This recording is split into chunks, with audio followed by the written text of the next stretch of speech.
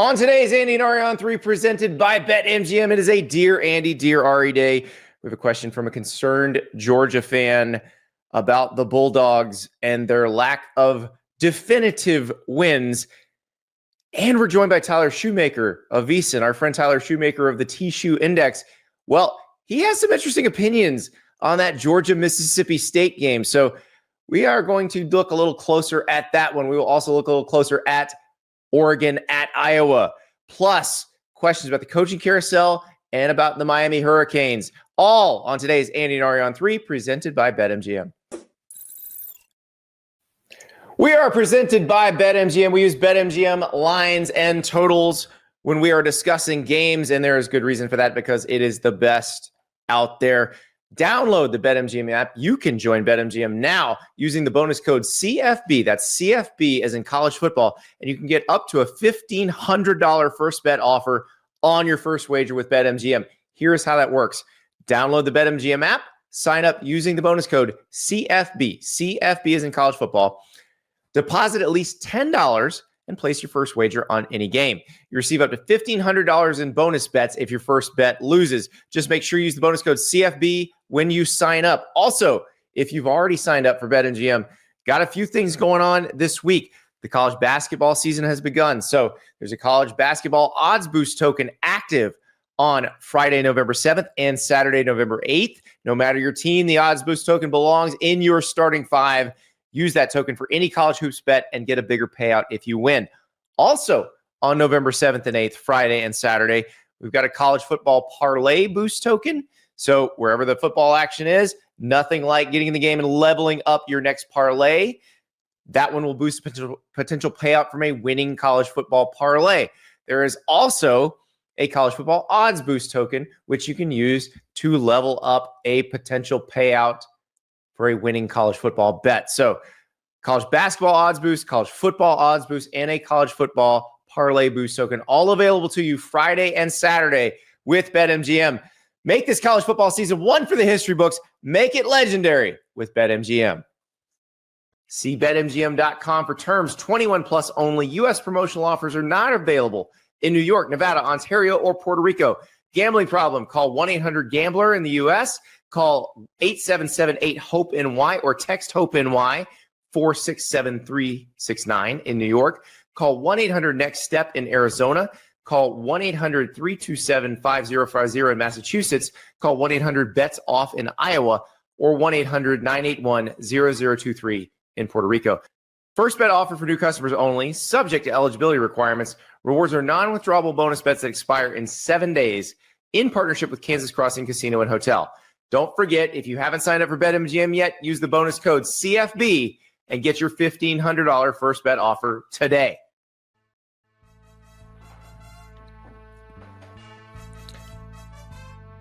Welcome to Andy and Ari on 3, presented by BetMGM, and the BetMGM lines are adjusting. We have our mulligans coming up later. We have Tyler Shoemaker from VSiN talking about his best bets of the week, which could get very interesting and actually tie in, Ari, to a question we got. Well, sort of question. It's more of a statement, but it's also a question. And it's from one of my favorite listeners / viewers. That's Lori.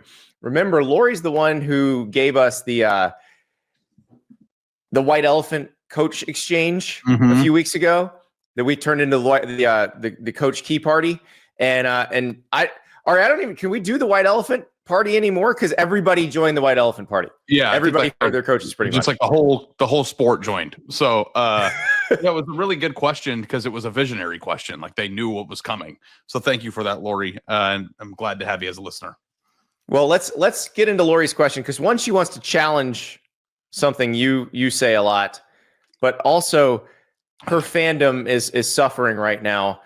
And not in the worst way, because it's a case where her team is still good, but it is causing her a lot of stress. So this is from Lori. After living through the Georgia-Florida game, I remembered something important. The one glaring exception to the rule about different restaurants specializing in whatever cuisines is French fries at Mexican restaurants.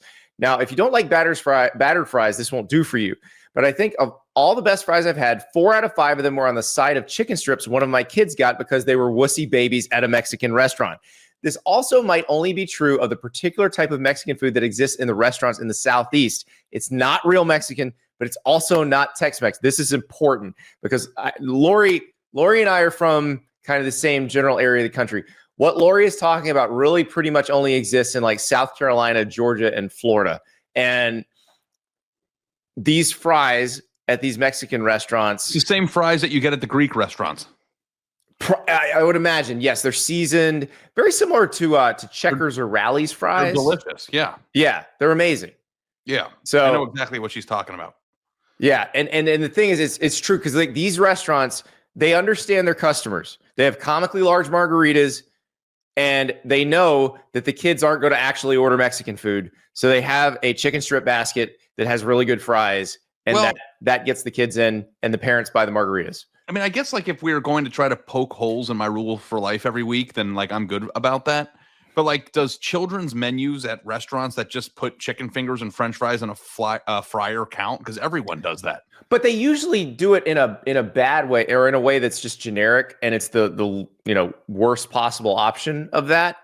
These particular fries, and I know exactly what Lori's talking about, are really good. Yeah, I mean, you can mess up fries, but it's really hard to do that.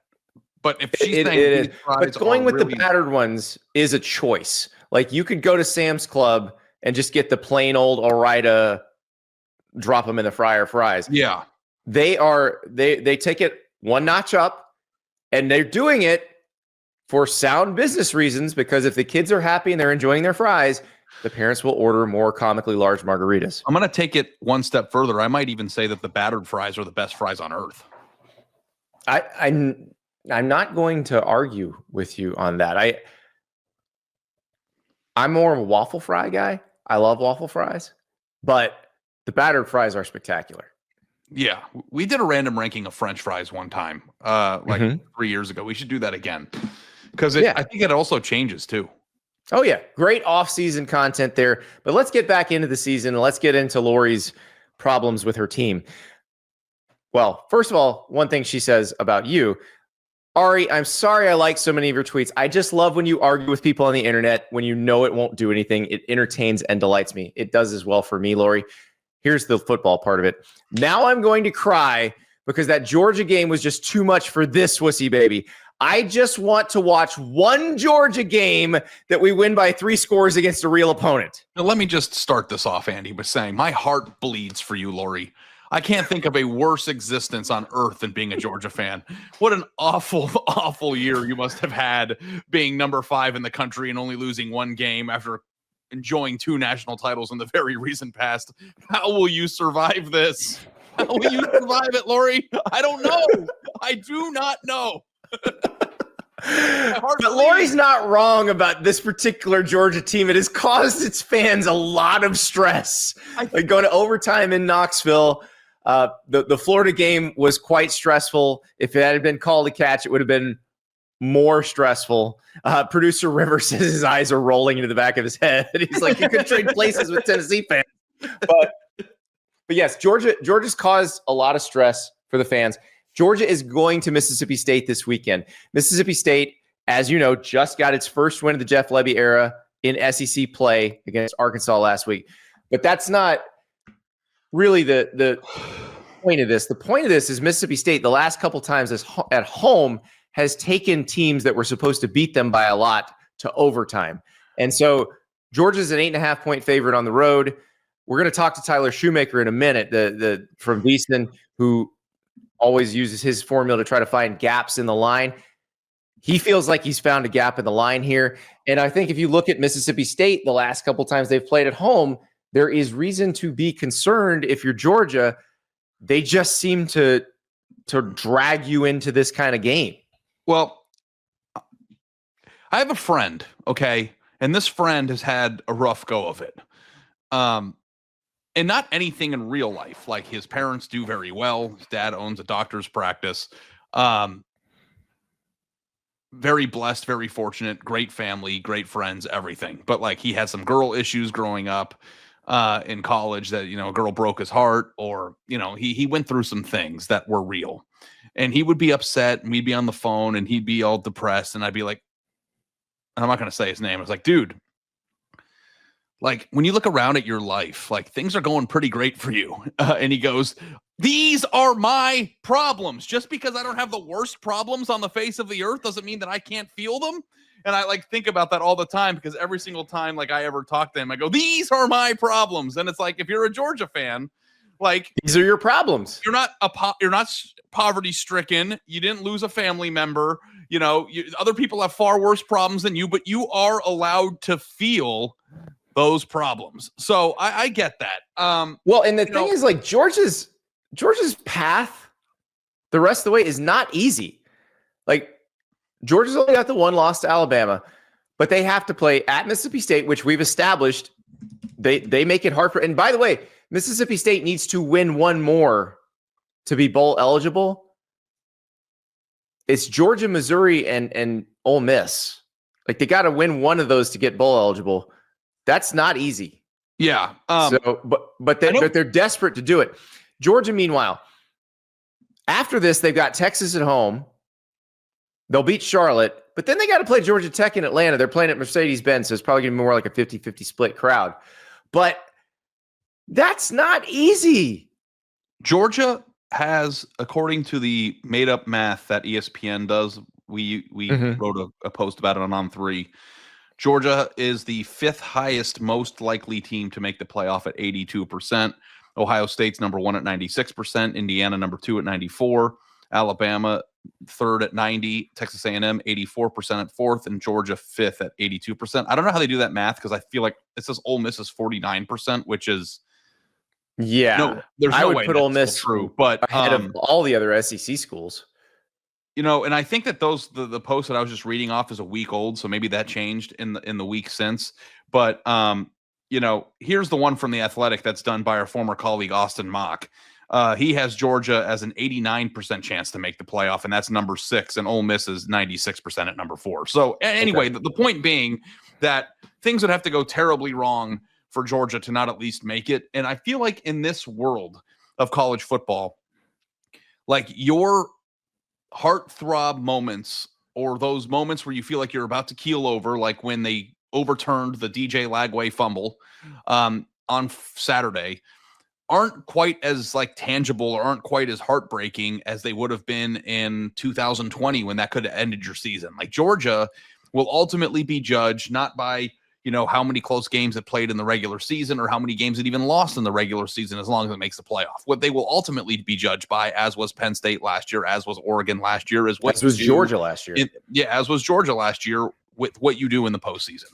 And it seems fairly likely, highly likely, that they will be in that postseason yet again, and then you can really freak out. But they got to go 3-1 the rest of the way, so they can drop this one. But they couldn't drop Texas or Georgia Tech. They have to go 3-1, or if they go 2-0 in their next 2 games, are they in the SEC championship game, and then they can drop their last 2, and it wouldn't even matter as long as they win the SEC title. They might not be in the SEC championship game though. There's tiebreakers. Yeah. So I don't know. Remember, Alabama is still undefeated in SEC play, and so is Texas A&M. So we need to have a show next week after the games are concluded on Saturday, like outlining everyone's tiebreakers. Because to this right now, I don't know who controls their own destiny in the SEC. I don't know who could.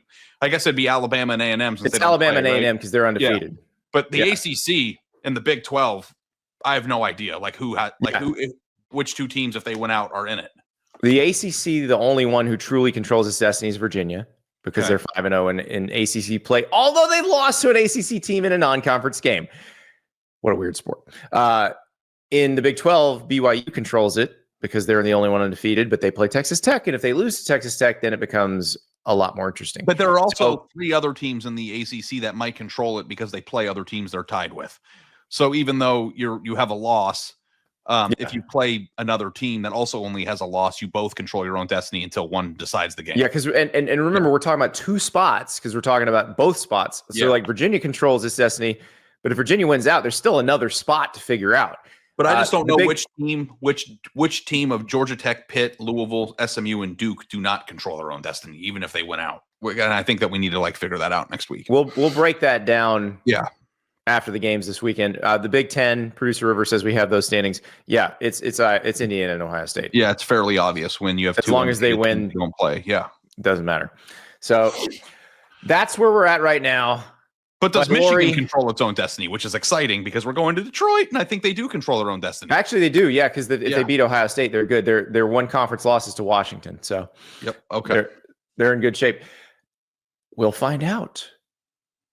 But Lori, I'm with you.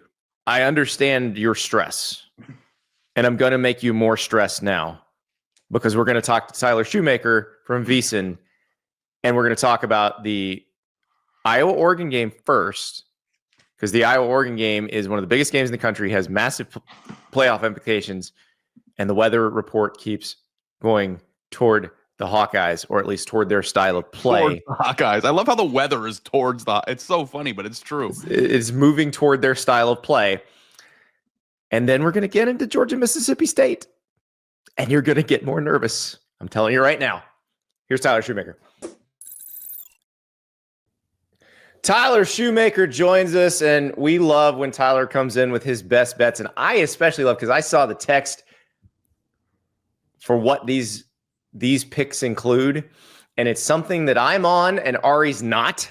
And I always love it when I am in agreement with Tyler because Ari tails Tyler all the time. And now Ari can't tail Tyler because he's just going to get mad. Tyler, tell me about Iowa +6 against Oregon. Yeah, this is one that's not going to make you feel warm and fuzzy inside, betting against Oregon and what we've seen them, be able to do over the last couple of years and betting on Iowa and what we know they can do. And that's probably why Ari is staying away from it because it, like he said before the show, that's a lot of anxiety to go through to watch that game and be emotionally invested and financially invested in Iowa. But my number makes it Oregon -4 in this game. So getting +6 is good value at that number. I'm not going to lay off of it. In fact, I'm probably going to play it. And I like that my favorite thing in the world is the misery that comes along with doing that. Andy, don't talk crap about picks that you're on and I'm not on Wednesday when we have a mulligan in the holster. Okay? Just nothing this is Thursday, Ari. You're going to have to give your mulligan right after this segment. So no, I'm just telling you, we haven't done it yet. So nothing is set in stone. Tyler, what are you seeing in the numbers? Is it possible, as Andy floated before the show, that Oregon just isn't very good this year and we're still kind of riding on preseason expectations? Yeah. So when you look at what this number would have been in the preseason in my numbers, I would have had Oregon -13. But then if we just look at how these teams are trending over the last 3 games, I would actually make Iowa a 3-point favorite here. So these teams are kind of trending opposite directions from what we thought they were in the preseason. So I think that makes a lot of sense. Well, I'm just checking the weather again. Ari doesn't believe in checking the weather, but I no, actually, I believe in checking the weather. I don't know if I believe in checking the weather on Monday for a Saturday situation. Like if it's Thursday and it's telling you something, that's one thing. Ralph Russo, our chance of rain has gone up to 50% from 24 the last time we looked. Okay, I might have to switch. I might have to use my mulligan here. But yeah, so I guess it just thinks that like Iowa is good this year, and we have to start thinking about this as maybe a playoff team. That's what you're saying right now on the show, Tyler. Just so you know. Yeah, I mean, I think the thing with Iowa that's been kind of the most surprising, impressive, whatever adjective you want to use there, is that they've been functional offensively and been able to score some points. I know early in the season, everyone was kind of like, Gronowski, like not what we thought he was going to be, but they've pieced it together and they're actually putting up some points. And they're a pretty good football team. So I don't think we can hold Iowa offenses in particular of the past against this team because they have been able to put points on the scoreboard. What was your projected spread for this game? Like what's the number you came up with and how much of a discrepancy is there between that and the real line? Yeah, I've got Oregon -4. So we're getting a couple points of value here. That's not a lot of value for you, is it? Like what else? Well, it is because when you like the smaller the spread, the less like ordinal difference you need. So like, yes, it's only 2 points of difference, but 2 points on a 6-point spread is not the same as 2 points on a 17-point spread, if that makes sense. Okay. There's another one of your picks that made my eyes pop out of my skull, Tyler, because if this is happening, it's the game we're all turning our TVs to. And well, unless you have YouTube TV, Mississippi State plus 7.5 against Georgia. If Mississippi State is close again, like they were against Tennessee, like they were against Texas, could we see another down to the wire game in Stark Vegas? We've seen a couple already this year. Yeah, I think so. I think there's a couple of things kind of at play here. One, so I'll start with my number. I make it Georgia -5.5. And even over the last 3 games, in conference play, I only make it Georgia -6.5. In the preseason, that number would have been Georgia -25. So again, we're talking about 2 teams that are, Georgia's probably not quite as good as we thought, even though they're still pretty good. And Mississippi State is definitely a lot better than at least I thought they would be in the preseason. So we're getting value here on the number. And again, obviously 7 being a key number, we're getting the hook on that. So I really like that. But SEC teams going on the road just have not fared well against the spread. And Georgia in particular just, has this tendency to kind of play with its food a little bit. And weird things happen in Mississippi State home games in Starkville. I don't know if it's the cowbells or what, but they tend to play teams really close at home. So I feel good about this one. So this week you're just kind of doing the torture yourself parlay. Is that what this is? How many games can we pick that are going to be just absolutely miserable to watch in the moment? But Ari, he's not predicting Mississippi State's going to win straight up. So it's not like the poor Andy. Mississippi State fans who've been through it this year, where their team has been in the lead and has just hadn't had their hearts ripped out of their chest and shown to them. That's not this. He just needs this to go to overtime and Georgia to win by 7. Andy, I'm going to ask you a personal question. Yeah. How much money would you have to bet on a game and lose for your wife to get upset at you? My wife? Yeah. Probably $1,000. Okay. Could you imagine putting $1,000 on Mississippi State and sitting there in the first quarter hoping that they don't lose by more than 7.5 and having to sit through that for 4 quarters? It's funny though, because it is exactly what Tyler is describing is the last 2 Mississippi State home games against SEC teams. Yeah, I know. Now imagine that as a viewing experience for you. Hey, you still have Gunnar Stockton just sliding down at the 1-yard line on your side again. That could always happen too. They could be going in for an 11-point win and they only win by 4. That could happen. The smart player, Gunnar Stockton, does the right situational thing, good situational football player. Yeah. Tyler, you were on Georgia last week, right? Or no, you were on Florida last week, right? No, I was on Georgia -7, and that. You got but clipped. I mean, too. but that was one of those where Florida was covering the whole game, so I can't be too mad about it. But it would have been a nice backdoor there had he punched that in. Next up, I'm just giddy because I looked at the weather report in Iowa City. This is.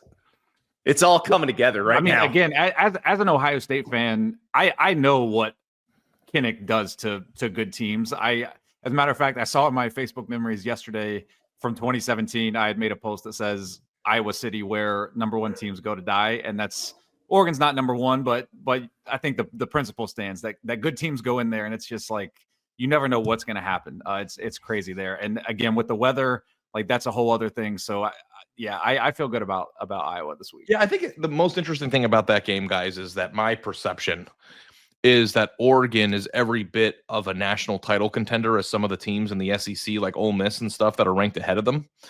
I even would probably put Oregon on the same plane as Georgia. I don't know if that's an offensive statement to make on November 5th as we're recording this. And it's just you should be able to beat Iowa on the road by a touchdown like that. And I think that's probably going to be, conventional wisdom or the way that the public bets. Everyone's going to look at the Mississippi State Georgia game and be like, oh my God, all Georgia has to do is win by 8. This is no brainer. So you're on sides that I assume would be the opposite side of public plays here, which makes me feel a little bit warm and fuzzy too. Cause you would think that the Mississippi State Georgia line would be bigger. Yeah.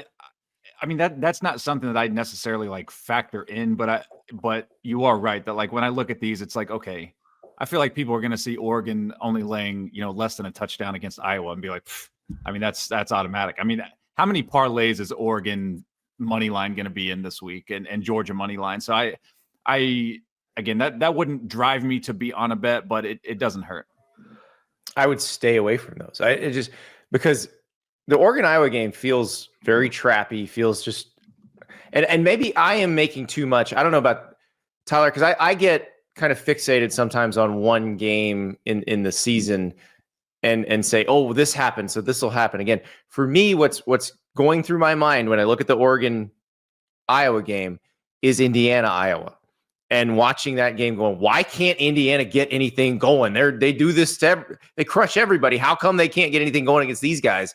And then Iowa, looks great after that against Wisconsin. They beat Penn State. They look great again against Minnesota. Like, I just keep coming back to that. I can't stop thinking about it. Yeah, I think that's a great point. I mean, Indiana has pretty much thrashed everyone. Including going to Oregon and winning what I would describe as comfortably. So I don't think if Oregon thinks they're going to show up at Iowa and everything's going to be sweet, I think they're in for a long day, because that stadium is no fun to rank teams. All right, one more, and we're going sicko mode here. UAB at Rice. UAB is a 2.5-point dog on the road. UAB, for those who don't remember, they fired Trent Dilfer. Alex Mortensen, son of the late ESPN reporter Chris Mortensen, becomes the interim coach. They beat Memphis. Then they go up to UConn and lose. There's no shame in that. UConn's a good team. Tyler, you are on UAB plus 2.5 at Rice.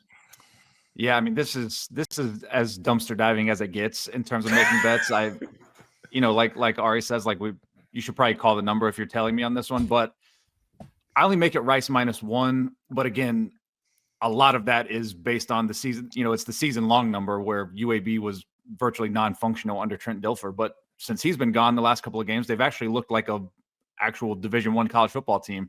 So I think this line's still inflated. Over the last 3 games, I would actually make UAB about an 8-point favorite based on what they've done. Now, obviously, a lot of that is them beating Memphis outright, which is no small task. So I like UAB plus the points here. And to be honest, if you can't get a 3, I think your best strategy is maybe do half a unit on plus 2.5 and half on the money line. Tyler, you ever call the 1-800 number and then bet a friend on how many rings it'll take before they pick up, over under like 2.5? Oh gosh, Tyler's not going to make fun of the number. No. He works for Visa, and he's got to read that number every once in a while. We do too. Yeah. No, I mean, if you need the number, which I've considered at times, like, you call it. But yeah, dude, I'm excited for this week. This is like, I'm gonna do the parlay of money line, all 3 of these picks, and I'm gonna call it the money line, or the parlay of misery. Iowa, Mississippi State money line, and UAB money line. Could you come up with like a 3 worse scenario team to be in that position for? What other team would you need to win that would be more painful to watch? Yeah, no, this is it. This is the bottom, period. Well, I mean, the best part is, Tyler, Ari just had to sign up for the ESPN app so he could watch the ranking show last night. He now has access to UAB at Rice on ESPN Plus. He can watch it in its entirety. There we go. Thankfully for me, I'm going to be in Vegas this weekend, so I'm probably not going to be watching, which will be much better for my mental health, I'm sure. Wait, what are you doing in Vegas where you're not going to be watching it? Well, I'm going to a rodeo Friday. if you can imagine that. I can't. No, what kind of action can you get on a rodeo? Can you bet on a rodeo? I'm just going to be out and about. If you can bet on the rodeo, I will bet on the rodeo for sure. I think you can bet on the rodeo. I wonder what the algorithm says about the bull. I gotta consult with TSI on that, but Adam Burke from VSiN and I are going to the rodeo on Friday. Okay, well, I'll text you and I'll let you know how the most pivotal G5 game of the year goes while you're watching a bull try to buck some human being off its back. All right. Fair enough. I now need to see the bull power rankings. Let's. Oh my God, we've now gone off the road. Now I'm just imagining betting the rodeo, and now it seems like a great Friday night. But I'm with Ari. I'm gonna be watching Memphis Tulane. I'm gonna be watching USC Northwestern, another sneaky good one. But Tyler, thank you so much, and I hope that you make Ari absolutely miserable this weekend. I hope so. Hopefully we can make some money and be miserable at the same time, if that's possible. Yeah. Yeah, I'm always miserable. I would just like to not lose money this weekend. Yeah, exactly. Thank you, Tyler. Thanks, Tyler. Thanks, guys.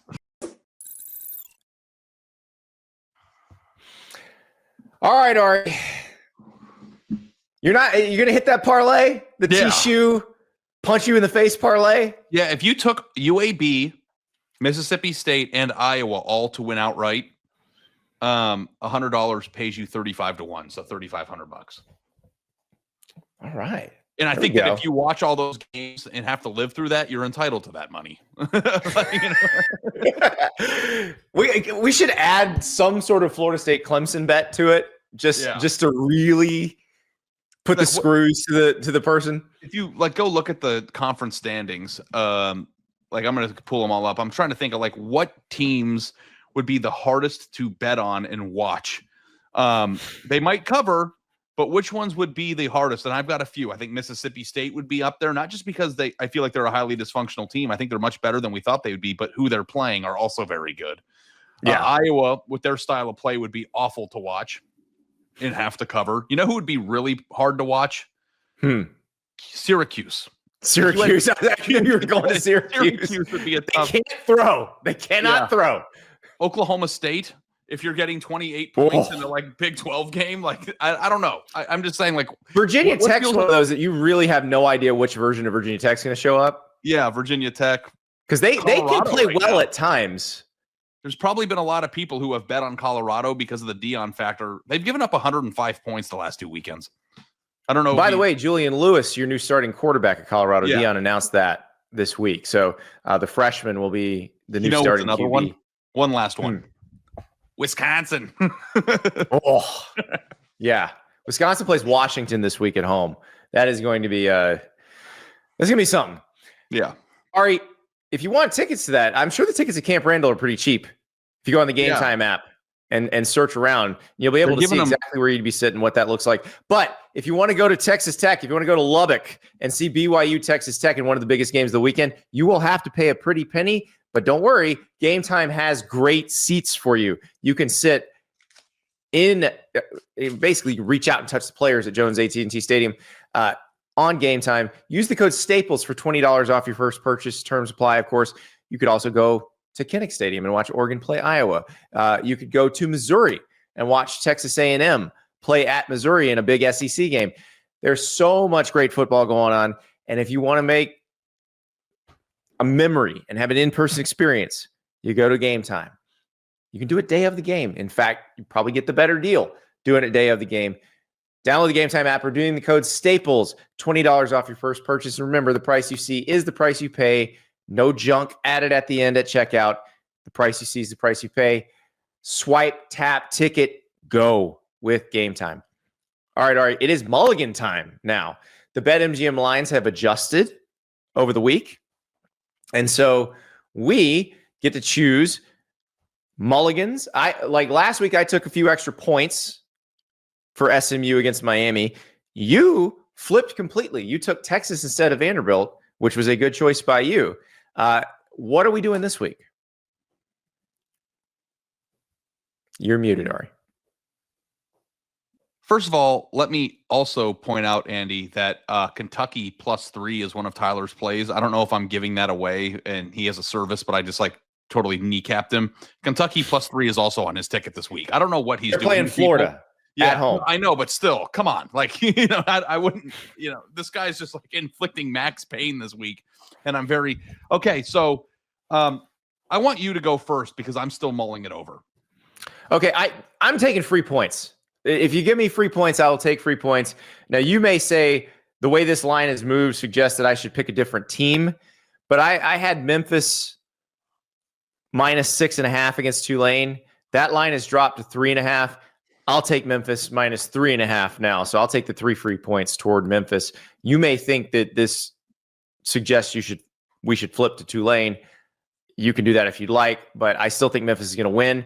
I thought Memphis was going to cover the 6.5, so I will definitely take them to cover the 3.5. I'm not going to switch to Tulane. Why would I do that? That would be a terrible value. I would be worse off than I would have at the beginning of the week if I do that. But you didn't pick Tulane, did you? I know what I'm saying is if I'm laying 6.5, I could have taken. I'm saying if the line is moved this way, you might change your mind and think Tulane's going to win the game. Oh no, that's not. So you've kind of boxed me out here. You can take that one if you want. But the thing that is difficult for me is if I don't switch to Memphis and Tulane, then I've got a worse number than you. True. And it's possible. But if you find a better value somewhere else, then you take it. But you're already on the game that I was going to switch. You're on Iowa already. Mm-hmm. And like, well, you I can listened switch to that. Tyler.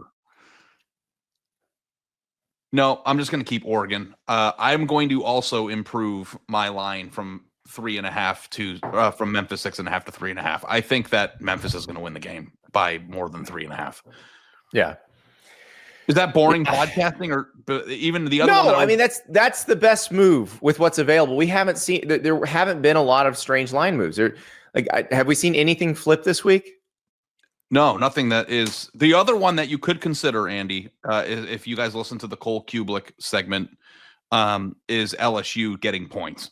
If you were moved by what he said, which now I you get less points than we picked. When we picked it was Alabama by 10.5. It's now Alabama by 10, I believe.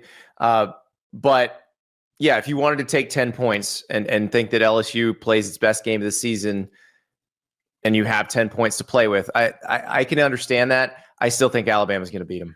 Yeah. And I think that you're probably going to be like, Tyler is really good at what he does. So if one of his actual plays is Iowa +6, that's probably a good position for you. But I'm just going to call the bluff and I want to see that happen. I'm glad we're on opposite sides of that game because I think it makes it more interesting. And I can't wait. I think that's going to be a really fun game. I don't know if it's going to be the most beautiful game, especially if you're an Oregon fan. You may hate the way it winds up being played, but it's not that I think like I keep saying I want to see Oregon dragged into an Iowa game. But the thing is, if Oregon goes to Iowa City and wins an Iowa game in Iowa City, like let's say they win the way Indiana beat Iowa, that is a good thing for Oregon because it means you are capable of winning in more than one way. Mm-hmm. Like that because this is a good team. Like Iowa is a good team. This is a big challenge for Oregon. So if they can win a close game at Iowa where they have to grind it out, where Iowa's defense makes it very tough on them, then that just helps Oregon in its path to the playoffs. So I think it's going to be fun either way, and I am very glad that we are on opposite sides of it because I very much looking forward to making fun of you when me and Tyler are right. So let's move on to more questions. Well, actually, before we move on to more of the Dear Andy, Dear Ari questions, we do have some good questions. Let's rip a pack. Yes. Visit PaniniAmerica.net to start your collection today. Ari's got all his slabs. I've got a pack of Donruss football right here. 2025 Donruss football. We are looking for autographs. We are looking for inserts. You're looking for downtowns, as for the way you should say. Downtown. Yes. Yeah. If you see the word downtown on the card, you hit gold. All right. So we have a Darnell Mooney, Rashad Bateman. Got a press proof T.O. Terrell Owens. T.O. has B.O. Bashal Tootin rated rookie. He scored a touchdown last week for the Jags. Justin Herbert. Kenneth Walker III, the guy who made Mel Tucker all that money and then he didn't. The Rookies. The Rookies was one back in the day that I loved when I was collecting the Donruss baseball cards when I was a kid. This is a Matthew Golden, the Rookies. Remember, we had Matthew Golden on our show the day he got picked by the Packers at Lambeau Field. We got a Rome Odunze bomb squad, Joe Burrow, and Mark Andrews. Ari, what do you have on your desk there? What Panini gems do you have on your desk? Oh, what do we have here? What is that? This is a briefcase of slabs. If you want to know how serious I take this hobby. Holy crap, look at that. I have a Jamar Chase, the Rookies. I'm not going to be able to find it, but this is one of my crown jewels here. I've got two of them. You ready? Mm-hmm. If you want to know how serious I am about the hobby, here is a Patrick Mahomes PSA 10 XRC Select rookie card. This is going in a safe, and I'm holding this forever. And it's been like certified, like it's legit. Josh Allen rookie auto PSA 10 out of Prism. These are two of my biggest cards, and I will be holding these for long periods of time. I was going to show you, I've got a PSA 10 Jamar Chase, the Rookies Purple Stars out of Optic PSA 10 that's in there somewhere, auto, and it's double 10. I've got some nukes in that briefcase. But Panini sends us stuff. I actually hit a Travis Hunter downtown, which I posted to my Twitter a few weeks ago. That's already off the PSA getting graded. But I'm going to try to show you some of the bigger ones that I'm holding forever. And those are two big ones. Nukes. That's a real if you nuke. get elected The president, Mahomes you get the nuclear briefcase, or you can just have Ari's nuclear briefcase. That right Go to there. PaniniAmerica.net to start your collection today. Ari, let's answer some questions. This one comes from Brian. It's on the coaching carousel. Does firing your coach midseason actually hurt your chances of hiring your preferred candidate? This year, we've seen Penn State, LSU, Florida, and others already fire their coaches. Curt Cignetti and Matt Rule were instantly rumored to be hot candidates, but then both signed mid-year extensions, which took them off the board. Wouldn't it be better to wait until after the season to axe your current coach? That would give much less time for other names to be mentioned in the media as potential hiring targets. It would likely lead for there to be less of an impetus for schools to push through extensions for their current coaches. Also, P.S., have you guys never, unless I missed it, mentioned that Florida's kicker is named Trey Smack? Is that not the perfect name for a kicker, the most perfect name for a kicker in the history of kickers? Second question first. Trey Smack is a great name for a kicker, especially because Trey Smack hits bombs. Trey Smack is a good kicker who routinely hits 50-yard plus field goals. Great name. Great kicker name. Yeah, are we entering an era of kickers being able to kick further field goals now? Like you saw that dude from Jacksonville hit a 68-yarder? Yeah, 68. Well, I think in the NFL, because they now let you work the K, what they call the K balls, the balls for the kicker, let you work them for a week. Those are, because it used to be you had to have a fresh out of the box ball. That apparently gets them 5 more yards. So we're gonna see Cam Little, the Jags kicker who hit the 68-yarder. He made a 70-yarder in preseason. The kick that he made that was from 68 would have been good from 5 more yards away, though. That's the other thing. It sailed over the posts. But I've noticed that kickers in college have had a longer range than I remember them having, or at least more reliable range. Yeah, Tate Sandell, Oklahoma's kicker, made the longest kick in Neyland Stadium history last week against Tennessee. Tate Sandell was awesome. Was it 55? I think it was. Yeah, it was. He hit a 55-yarder and a 51-yarder. Yeah, it was 55. Yeah. So I don't know, but Trey Smack is a great name. I wonder if that could be there's Trey Smack could be a good name and a lot of other things too. Well, if you're it's also a great name for a corner or a receiver because you talk or smack. Other vocations. If you a Russian slap fighter. Yeah, or you could be a Russian slap fighter. Trey Smack would be sick. Or a serial character. Oh, yeah. Yeah. I don't know. Diggum was the frog with the Honey Smacks. Yeah, Honey Smacks. Just Trey Smacks, the new mascot for Honey Smacks. And then other video services too. Let's answer Brian's coaching question. I don't think it matters if you fire him midseason or if you fire them late season. I think Curt Cignetti was going to stay at Indiana. Because if Curt Cignetti didn't want to stay at Indiana, he would not have signed that contract. I think Matt Rule is probably not going to get hired by Penn State. I think if Matt Rule was a serious candidate for Penn State, he also would not have agreed to that contract extension. So it is notable that one Lane Kiffin has not, to this point, announced that he is signed an extension at Ole Miss. Now, he may at some point do that, but he hasn't yet. So the coaches that are wanted in this case are very much in control of that part of it. I'm also flattered that you think that we have that much power. Because even if these coaches aren't fired, everybody behind the scenes knows what's coming. It's not if Billy Napier was still the head coach at Florida that we wouldn't know in that other, places. Also, Florida was doing due diligence on potential Billy Napier replacements before they fired Billy Napier. Right.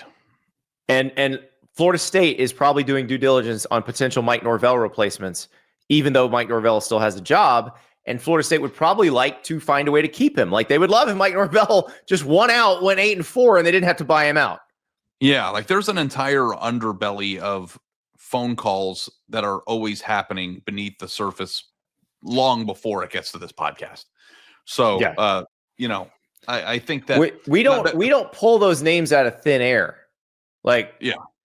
We're talking to agents and people who are involved in these conversations. So when we put up the hot board Now, sometimes it's because it's obvious. Like when Pete Nakos' hot board went up when Auburn fired Hugh Freeze and John Summerall's at the top of it. Like, one, we've talked to agents about that, but two, that's just an obvious choice. Now, Cole Kubelic is all worried because it's too obvious, he thinks, and the AD may want to do something different. But I want to give our listeners a little key in on something, and you taught me this, Andy, when we were at the Athletic, and it's like brilliant. But if you ever are like listening to the show or, hearing us have a prediction, and then like 2 weeks later, you're like, oh yeah, man, Andy nailed that. Or Ari was right about that. It's because we know what's coming or what's going to happen, and we're telling you without telling you. So like a lot of times, because sometimes you get tips that you cannot pass along. You can't even say a source said this, but you are reasonably certain that it's going down. So sometimes we'll be like, well, this could happen, and it's what's going to happen. Like, and we're doing our best to, do a good podcast, but you got to remember too that both of us, do talk to people. Andy, a lot more than me. He's on the phone constantly, but like we don't do educated guesses a lot. We put out a hot board based on information that's gathered, and you got to remember too that we have some of the best reporters in college football working on our staff with us. Like Chris Lowe and Pete Nakos and Brett McMurphy, like are very plugged in people, and we have conversations with them about stuff constantly. So, if you're looking for, entertaining product, well, that's us, but we also try to be entertaining about information that we're gathering and know. And I feel like we're closer to the situation than other people on YouTube that just have a mic in front of their face. So that's part of the hope that separates us. Well, and there are surprises. Like, surprises still happen. Like, I'll never forget, and I'm sitting there on a couch and a tweet comes out from Nebraska. We've hired Mike Riley as our football coach. Yeah. And the whole college football world is like, what? We thought Mike Riley was getting fired by Oregon State. Yeah, it's not to say that we'll never be wrong, but a lot of times our hypothesis and hypotheses and like predictions and forays into the future are educated guesses based on information gathered. We're not just pulling shit out of our ass. So anyway, yeah. But yeah, so I don't know that it makes that big of a difference when you fire the coach, because again, if you are considering firing your coach, so if you got Florida State is the example I use where they're clearly considering it, they'll have if they get to the point where they are ready to fire Mike Norvell, they have already had multiple conversations and have a very good idea of who the potential pool of candidates is and who would realistically entertain the thought of coming there. So all of these places have done that. LSU, probably the most disorganized of the bunch, and you have the governor jumping in. But I guarantee you, even though you've got Verge Osbury in charge, Scott Woodward thought he was going to make the hire, and then he got fired. They probably had a pretty good idea of who might come. Also, when you have a job like theirs, a lot of people are going to want to come. But these other ones, they have a pretty good idea of what the candidate pool is. Yeah. This one comes from Matt. Dear Andy Ari, it seems like we've now discovered another unintended consequence of the expanded playoff. Tier 2 and some Tier 3 SEC and Big Ten football programs think they should be in the playoff, if not every year, then most years. Are we seeing the end of coaches in these two conferences being able to survive more than one 8-win season, meaning coaches who sign on to programs in the SEC and Big Ten should expect to be fired if they have consecutive 8-win seasons? I can only imagine it will be even worse with the eventual expansion to 16 teams. What do y'all think? I've always said expectations adjust accordingly. So I don't think, I'll give you an example. Florida just fired Billy Napier. If the next coach at Florida wins 8 games the first 2 years, they're not going to fire him after 2 years because he improved on Billy Napier. And then you had another 8-win season, which is probably going to be frustrating. But as long as you then have a playoff caliber season, you're fine. Do Penn State now. Penn State's different because expectations adjust accordingly. Penn State's expectation is we want you to win a national title. We have gotten close. We are right there. The next coach needs to take us to the national title. Like I said, the comp for Penn State is Georgia firing Mark Richt, who is winning double-digit games fairly routinely, but not getting over the hump. Yeah. So do you think that if the new coach at Penn State goes 10-2 the next 2 years with losses to Oregon and Ohio State, well, actually, I think that Penn State misses Ohio State for 4 years coming up, which is an unbelievably terrible Big Ten scheduling oversight. That's outrageous. They're not playing that game. But if they go 10-2 for 3 or 4 years in a row, or two, let's just say 3 years, out of the gate under the new leadership, is that person fired after year 3? Like, how long? Question. Did they only lose the games to the better teams? Right. If they just have James Franklin seasons for 2 or 3 years, how long does it take before that seat fires up? Oh, it won't take long at all. Because the idea was to do something different. Which makes, to me, Florida a more attractive job than Penn State. Oh, I've been saying that the whole time. Yeah. At Florida, you just have to be better than Billy Napier. At Penn State, you got to be better than James Franklin. Which is unbelievable because the expectations of these two places have shifted dramatically and flipped. Because James Franklin, guys, he was in his job for more than a decade and only won 1 conference title. Like, to be in a job that long and not win anything of consequence outside of 1 year and then not making the playoff in that 1 year, because I believe they lost to Pitt earlier in the season. They did lose to Pitt early in that season. It's a pretty remarkable run length of time-wise for a coach. So if you are the next coach at Penn State and James Franklin already did the foundation part for you and you're expected to be the person that wins national titles, you are now in a more SEC situation than you will find anywhere outside of Ohio State in the Big Ten. Oh, and maybe 100%. Or the SEC. I think there's more pressure on the Penn State hire than on any coach in this cycle, including the LSU one. Higher than Mike Elko got at A&M. And you're talking about the place that signed the largest buyout in the history of the world. Not just in football, the world. I don't think it was the largest buyout in the history of the world. There have been some corporate CEO golden parachutes that were I would love to look considerably more. I would love to look that up. We'll do that. We'll effort to do that off season. We should start in the off season. We should start comparing coaching buyouts to like what happened at Apple before Steve Jobs took over. Yeah. Again.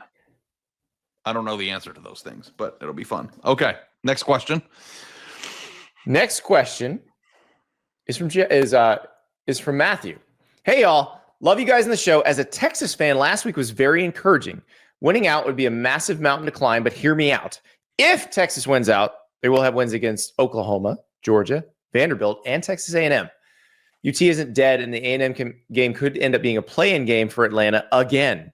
I'm not counting chickens yet, but by any means. But if UT were to win out, has there ever been a team to fall so far and rise so high in one season? Fun hypothetical. I think different eras are different, but I would go with the Ohio State team you covered in 2014 when they lost to Virginia Tech. We just buried them. We thought they were done. Did they ever fall out of the rankings? I don't think they did. I don't think they did because it was only one, but you could only have one loss then and still compete for the national championship. But Texas was number 1 preseason and fell out of the rankings. And then if they do what he just suggested, this would probably be the biggest one. LSU won the national title with 2 losses in 2007. They lost. Remember, they took loss number 2 in the last week of the regular season. They lost to Arkansas. That was that Darren McFadden got that Wood game. But like from this standpoint, starting point up here, lowest of low off the screen, and then back up to up here. I don't think I've seen. Yeah. What is Texas ranked in the final CFP rankings? Let's say they win out. So they win out means they go to the SEC championship game. So let's just, if we're going pie in the sky, let's just say they win them all. Let's say they win out and win the SEC championship game. They'll be 2. They will not be. I think they'll be 2 or 3. It'll depend on how the Ohio State Indiana Big Ten championship game went. I think they would be 2 because of their resume. Their resume would be insane. That's true. The resume would be really good. They would be the SEC champ. They will be on a winning streak, and I know how much Notre Dame fans think that's important. Sorry, I couldn't help myself. They would definitely be ahead of Notre Dame. That is for sure. They would have 5 top 15 wins. That would be insane. They would be number 2 for sure. I don't know if it would it doesn't really matter much in the grand scheme of things because the top 4 all get buys, and how the bottom half of the bracket looks will impact your path. Yeah, but that's the thing. We don't know if 1, 2, 3, or 4 is the best spot yet. We haven't quite figured that out. If Texas does that, they might end up going into the playoff as the favorite at BetMGM to win the championship. Well, right, because they'd be kind of the hottest team in America. Like, think about what they would have had to get through to do it. Yeah. So, I I think now I don't think that's going to happen. I think they're going to lose to Georgia or A&M would be my guess. I think they might win one of them, but the problem is if you lose to one of them, you're probably not making the playoff. Yeah, I can't wait to get out to Athens next weekend, dude. It's going to be so much fun. That game's going to be awesome. Yeah, I'm looking forward to that. No matter what happens to Georgia in Starkville this weekend. Sorry, Lori. Sorry to bring that part up again. I think that Georgia will be fine. Yeah, I think they'll win. This one's from Jeff. This is Miami's 22nd season playing in the ACC, and they've never won the conference and only played in the ACC title game once. That's wild. The ACC set up their old divisions with dreams of Miami beating Florida State in big-time conference title games that never came to fruition. Not that FSU kept up their end of the bargain in some years. Is Miami the biggest disappointment in the era of major realignment? Nebraska hasn't been great, but they didn't enter the Big Ten following especially great seasons like Miami did, and they didn't enter with as big of expectations. Also, Miami and other teams leaving destroyed Big East football, and I'm still bitter about that. And there we get to the real reason. Jeff is. I was going to say, are we going to get to it or what? Yeah. Jeff's just mad because they left the Big East, but Jeff's not wrong. I remember when Miami announced they were going to the ACC, and the ACC created the Atlantic Division and the Coastal Division. It was like, okay, this is set up for the Florida State Miami championship game every single year, and it never happened. Yeah. Financially speaking, I don't know how much worse off the ACC is as a result of that not coming to fruition, because that's the only thing that really matters, I guess, to the people who are signing those checks and making those moves. But I feel like if Miami were anything close to what they were in the early 2000s for, a third of their time in the ACC, I view that the conference's like reputation would be completely different. Yeah, from a cultural cachet standpoint. Yeah. It's so different. And if Miami had been competing for national titles and you'd seen these titanic Miami Florida State games that had massive national title implications, the ACC would be better off as a league. Yeah. We would think of them different, because what happened to the ACC on Tuesday night? The ACC was shown massive amounts of disrespect by the College Football Playoff Selection Committee. The highest ranked ACC team is number 14. They are below the third highest ranked Big 12 team. Which is, if you want to, play the ACC victim card in comparison to the Big 10 and the SEC, then go for it. But like getting kind of smacked around by the Big 12 that way is kind of embarrassing. So, right. And I don't know how it's going to go. We expect it with the Big 10 and the SEC. We expect them to be viewed that way relative to the ACC. We did not expect the Big 12 to be going into this season, but I got to say, I don't have a problem with it when I see it in the rankings. Yeah. And you have a lot of ACC teams that are kind of like in the same boat, and it's kind of hard to differentiate them, and some of them don't even play each other. But, you do have a lot of ACC representation in the bottom half of the standings that will like Georgia Tech and Pitt and Louisville and Virginia all have a chance to rise up if one of the ACC teams takes care of business. Now, the problem I think is going to happen is what if like there are 4 teams that are 2 lost teams at the end of the year in conference play? Then you're going to have a complete disaster, and the only team that's going to get in is going to be the conference champion. Right. Now, like you guys, a bunch of people pointed out, Georgia Tech is the one that could get in without winning the conference. Because if for some reason they end up 11-1, but the tiebreakers keep them out of the conference championship game, but they have a win against Georgia, and the only loss is that loss to NC State last week, they'll be in the playoff somewhere. Yeah. And then the ACC champ will get in probably as the 11 seed, maybe even the 12 seed. That's the thing. Like, what if Memphis wins out and the ACC champ has like 3 losses? I mean, we saw it happen last year. So, Boise State was the 9th ranked team, winds up the 3rd seed because of the seeding rules that were in effect then. But Boise State would not have been the 12 seed last year. Boise State would have been the 9 seed.